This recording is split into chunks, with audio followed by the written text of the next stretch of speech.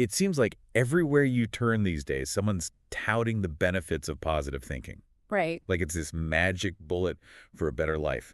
So today, we're taking a deep dive into your source, El Poder del Pensamiento Positivo, to see if it lives up to the hype. It's definitely struck a chord with a lot of people. For sure. And this source doesn't mess around. It goes beyond just, slapping on a smile and hoping for the best. It really digs into the core of what it means to think positively. Exactly. It's about truly expecting good things to happen and believing in your own potential to make them happen.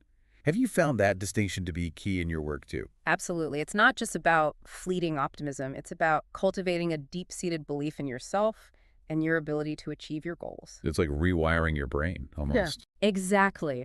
And the source illustrates this beautifully with the example of a young woman who dreams of becoming a model. Oh yeah, I remember that example. Yeah. What was it about her approach that stood out to you? She doesn't just, daydream about it. She uses visualization to make it feel real.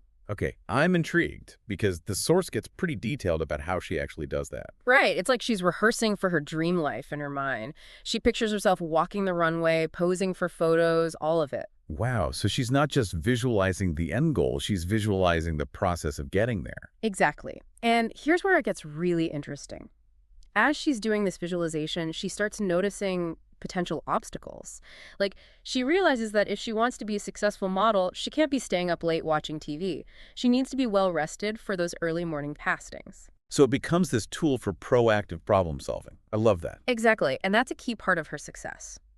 Now, another point the source really emphasizes is the importance of treating others well.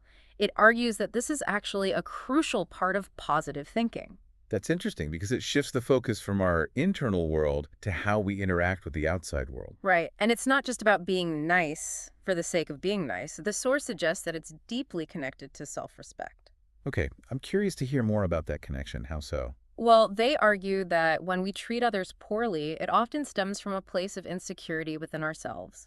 So it's almost like we're trying to elevate ourselves by putting others down. Exactly. And that kind of behavior ultimately reflects a lack of self-worth. That's a powerful insight. It makes you think twice about those little day-to-day interactions. It really does. And, the source goes on to suggest that treating others well isn't just the right thing to do, it's also a smart strategy for navigating life. Okay, tell me more about that. What do they mean? Well, they bring up the old adage, what goes around comes around. They're basically saying that the kindness we put out into the world has a way of coming back to us. So it's like we're building up goodwill that we can draw on in the future. Precisely. You never know when you might need a helping hand or a second chance. Makes sense? Yeah. It's like you're fostering a positive ecosystem around yourself. It's like investing in good karma. Exactly. And, it's interesting because the source doesn't shy away from the downsides of negativity either. Yeah, it gets pretty real about that. It does, and not just in terms of, holding us back from our goals. It actually delves into the physical consequences. That's right. I was struck by how strongly it linked negative thinking to things like stress, even actual physical ailments. Right, and it makes sense when you think about it. When we're constantly bombarded by negative thoughts, our bodies go into this sort of fight or flight mode. So we're basically stuck in a state of chronic stress. Exactly. And over time, that takes a toll. The source even cites studies that show a connection between negativity and things like headaches, digestive problems, weakened immune systems. It's like our bodies are actually manifesting those negative thoughts. Precisely. And it goes even deeper than that. The source argues that negativity can be contagious. Oh yeah, it talks about that. It's a bit unnerving when you think about it, the idea that we can actually catch negativity from others.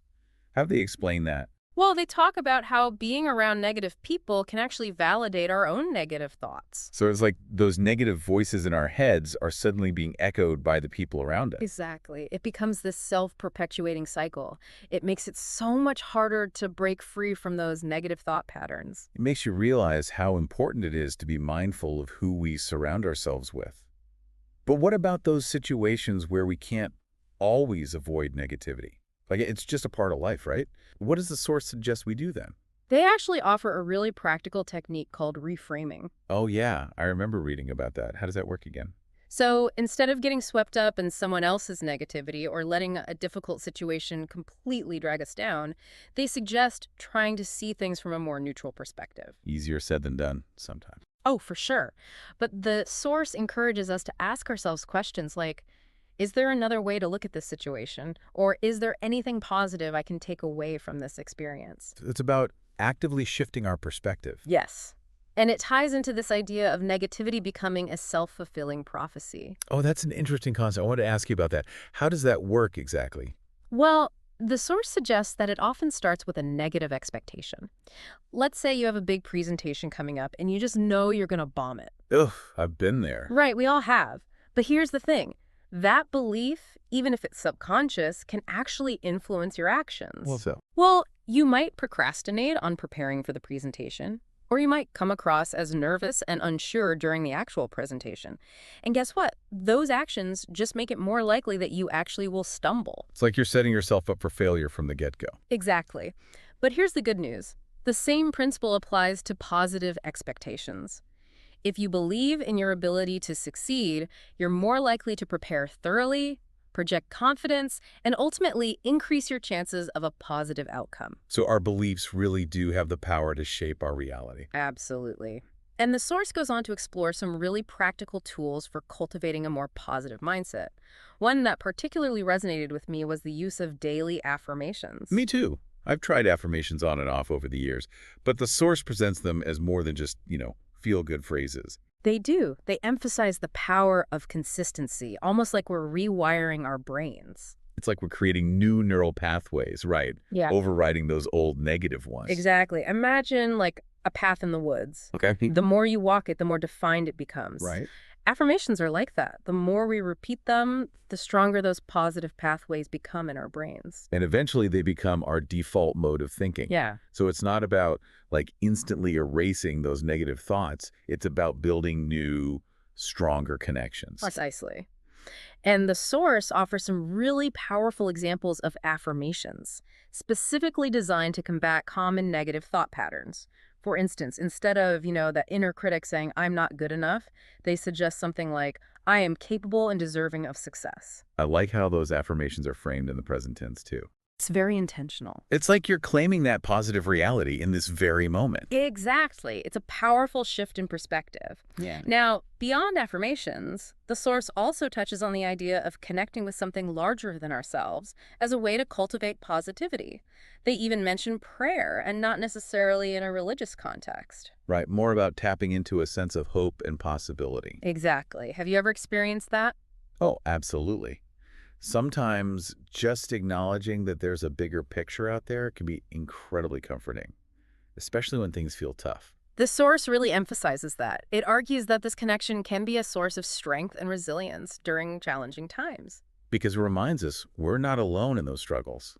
There's something beyond ourselves to tap into. Exactly. And it reminds us that no matter what we're going through, there's always hope for a brighter future. It's like tapping into an endless well of support and inspiration. Well, wow, we've covered so much ground in this deep dive into el poder del pensamiento positivo. From the importance of visualization and treating others well to the impact of negativity and the power of affirmations, it's been quite a journey. What a fascinating exploration. It really highlights how much our thoughts shape our experiences, wouldn't you say? 100%. Even those subtle shifts in our thinking can make a world of difference. So, as we wrap up here, is there one final thought-provoking takeaway you'd like to leave our listeners with today?